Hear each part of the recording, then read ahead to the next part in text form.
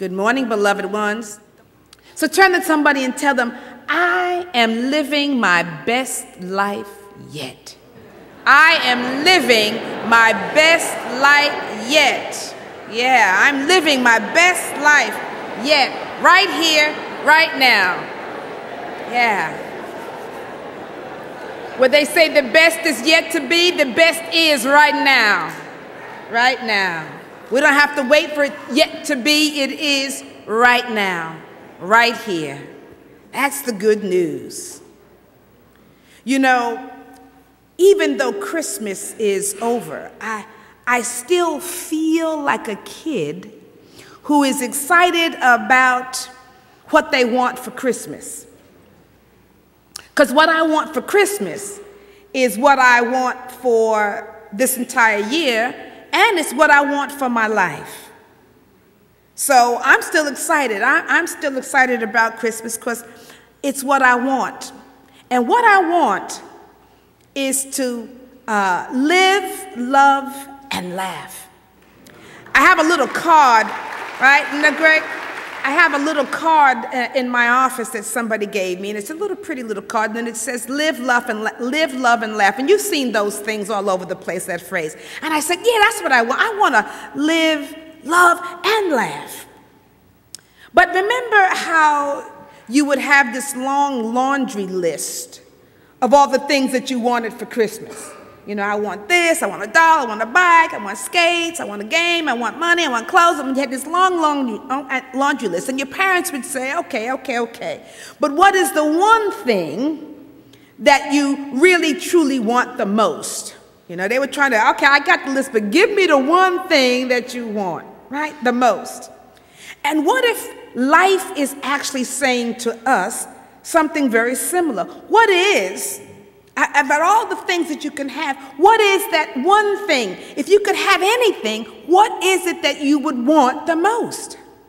And so I began to think, well, under those circumstances, and if that's the criteria, even though I want to live, love, and laugh, there's something else that I want even more. And what I want most is to be spiritually awakened. Spiritually awakened. That's my, big prize, my big gift that I would desire, because if I could awaken, truly, spiritually awaken, consciously, then I'm figuring I could not help but live, love, right, and laugh. Because if I'm spiritually awakened, that means I'll have a life that's rich, a life that's vibrant and dynamic and full. I'll truly be living. If I'm really spiritually awakened, I will have a sense of love within me that's so deep, it's unconditional, so overwhelming that I couldn't help but love. And if I have that, then I couldn't help but feel that sense of laughter and joy. So that's what I want most, because that's going to cover everything that I might need.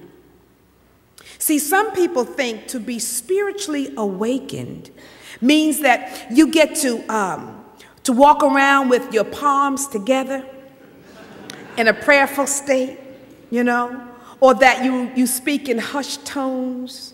Bless you, my child. Yes. Thinking that, we're to go, okay. Or, maybe we think that when we're spiritually awakened, it means that we will no longer have any challenges or problems or circumstances to get around or over or under through. But all that is so not the case. It is so not the case. Things in the outer may actually be the same. They may be and look exactly as they are right now. But, friends, what would happen is that your inner world has shifted. See, the outer world is the same, but your inner world has shifted. And now how you respond and how you react to life is completely different. There's a level of stillness and quietness within you, within your soul, that we know is there, but somehow or another it begins to rise up and it's present to us. So there's a quietness and a stillness within your soul. You no longer struggle and strain and plan and plot and work it out, but all of a sudden, divine right action easily and naturally begins to arise within you without your having to do it, all right? It arises within you naturally, and you begin to flow with what is. And you flow with whatever is needed at the time. Whatever is needed to be done, and you simply do it. But here's the thing, you do it without drama. You do it without fear. You do it without resistance, without the efforting on our part. You simply do it. Because here's the thing that I find so interesting. So much of our lives and so much of our energy is all caught up, in fear or worrying about life or trying to fix our lives or trying to figure out how we're supposed to do this thing we call life, how to make it work, how to be successful, how to master it. I give talks on that, how to master your life and how to have more prosperity, how to have harmony in your relationships. How can I make this relationship work? How can I, be in more harmony with my family and my children or my employee or my neighbor? How can this thing we call life work? And so we're trying to work it, right? And so we get in there. And so much so that while we're trying to figure it all out and while we're trying to figure out how to live, life is actually passing us by. And we end up being exhausted with the whole kit and caboodle. Right? I can't figure this out, forget this, right? And we feel as if somehow we're doing it all wrong. This thing is not working. I don't have this nirvana. I'm not experiencing, this is not working.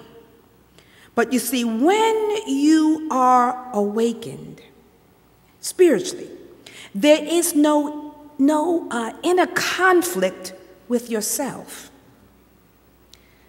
Sometimes, we can't figure it out, and I'm not enough, this is not enough, and conflict with other people, but we don't really even have peace with ourselves. But when you begin to awaken, there's no inner conflict with yourself, only acceptance, ease, and grace.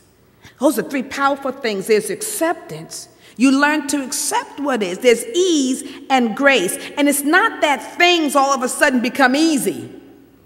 But what happens is that you are at ease within them. The situation is what it is, but you are now at ease within that situation. You're at peace.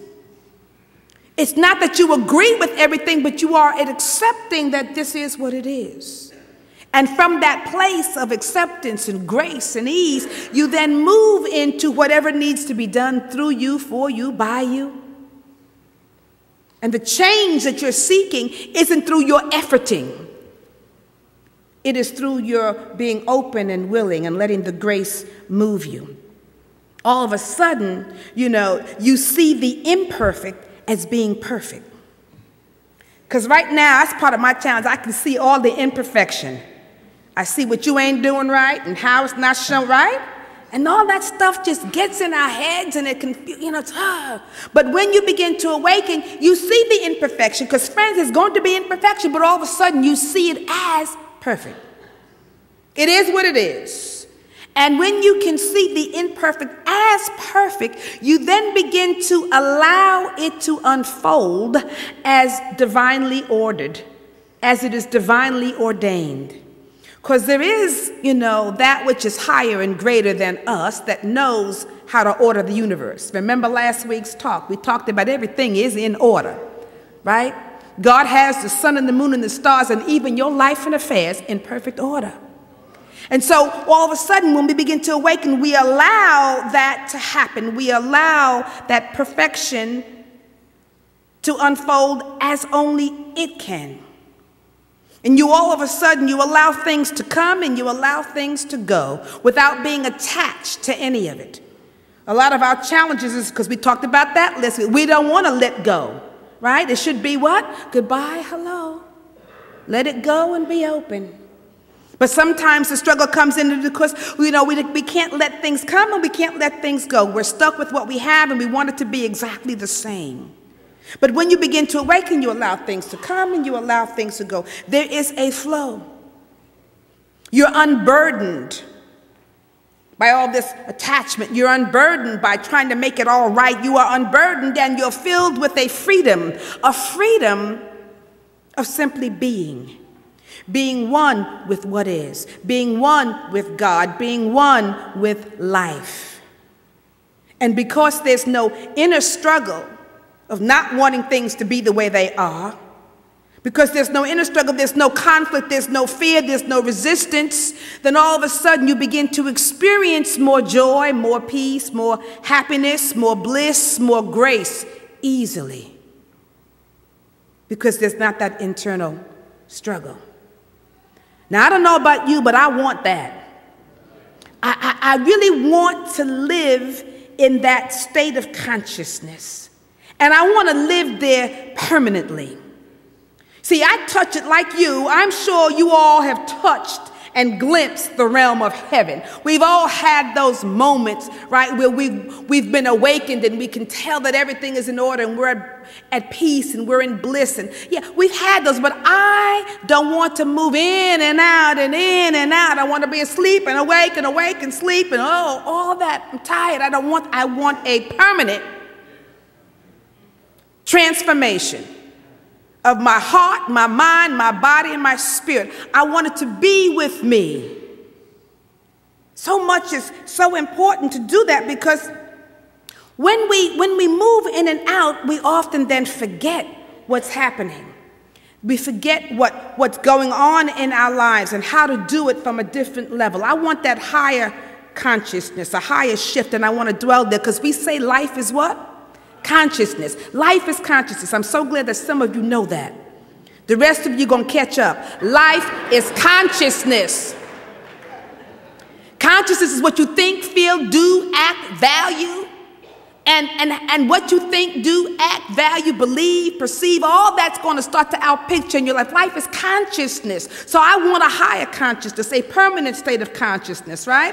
I want to see things differently. I want to think differently. I want to feel differently. I want to have that permanent expression from a higher dimension. And the time to do that, the time to have that, the time to awaken to that permanently is now. The Apostle Paul put it this way in Romans 13, verse 11. He said this, another reason for right living is that you know how late it is. Time is running out. Wake up, for the coming of our salvation is nearer now than when we first believed. I love that.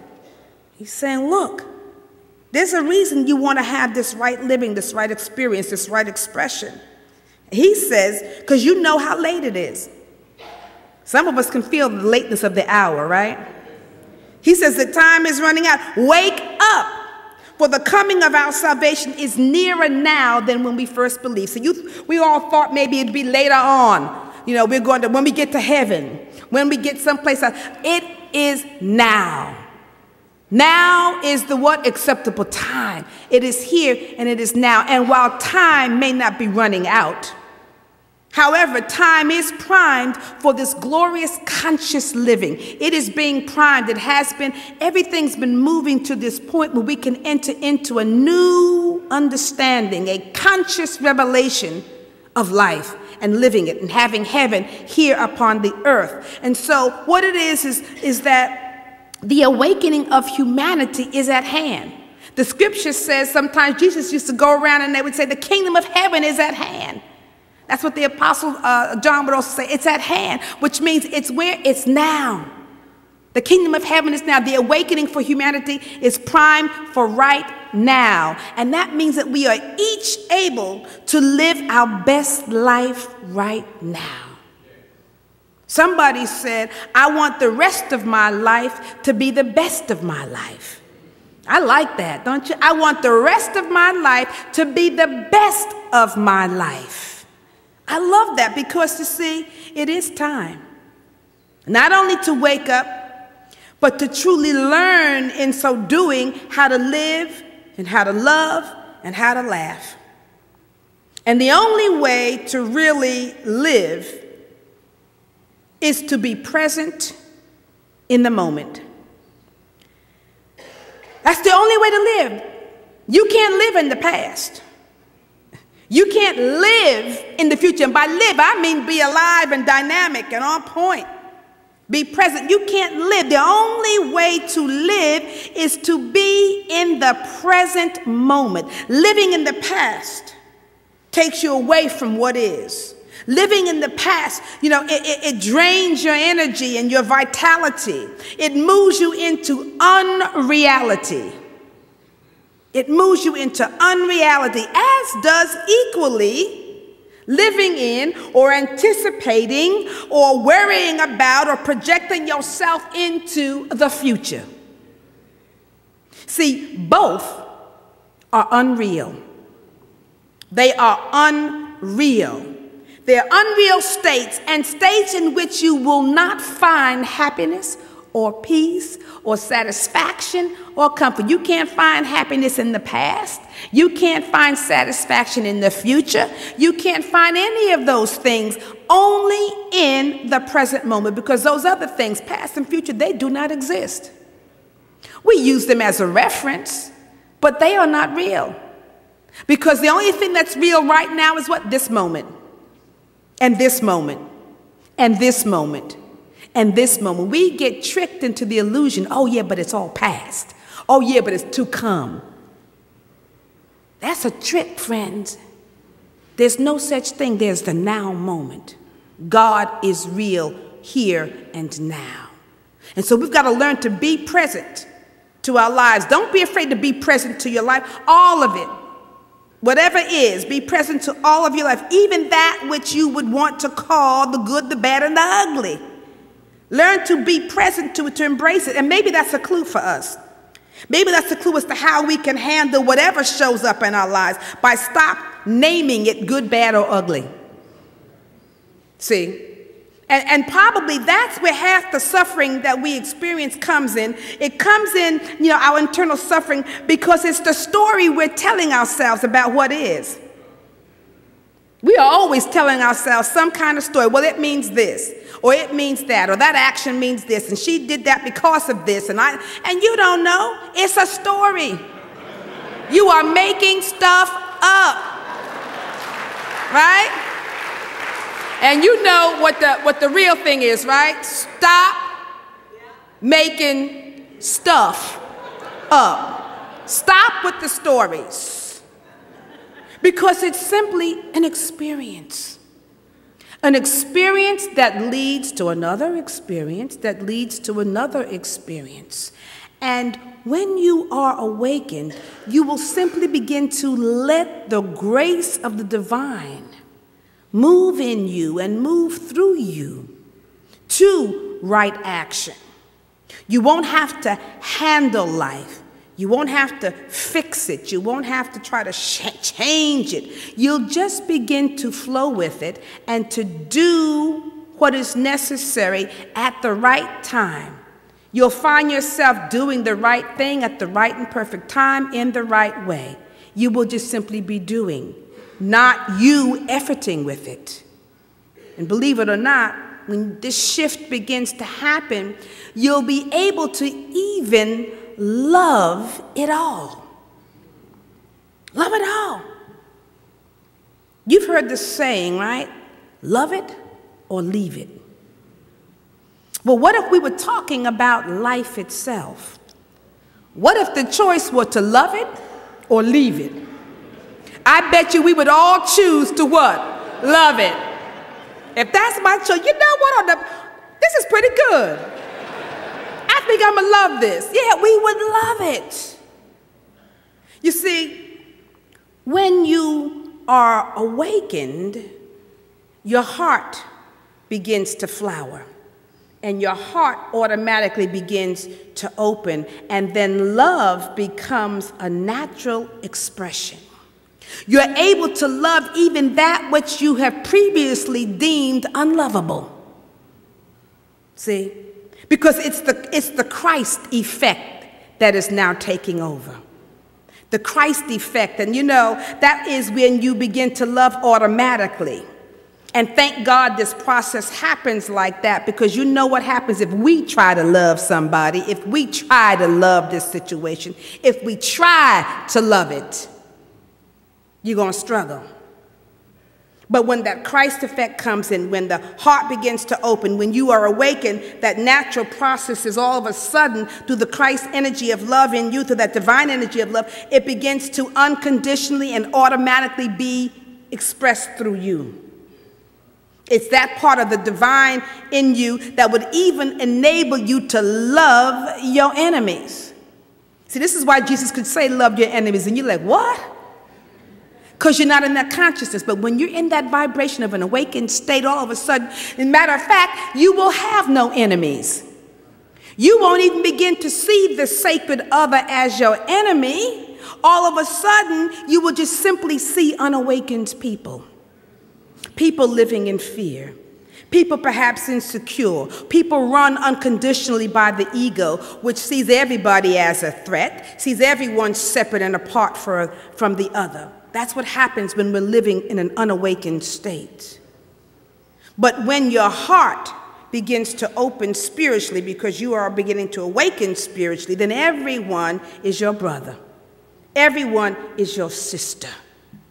And you automatically experience oneness, wholeness, peace, harmony, divine love. You don't have to try to love, because that's too hard to try to love.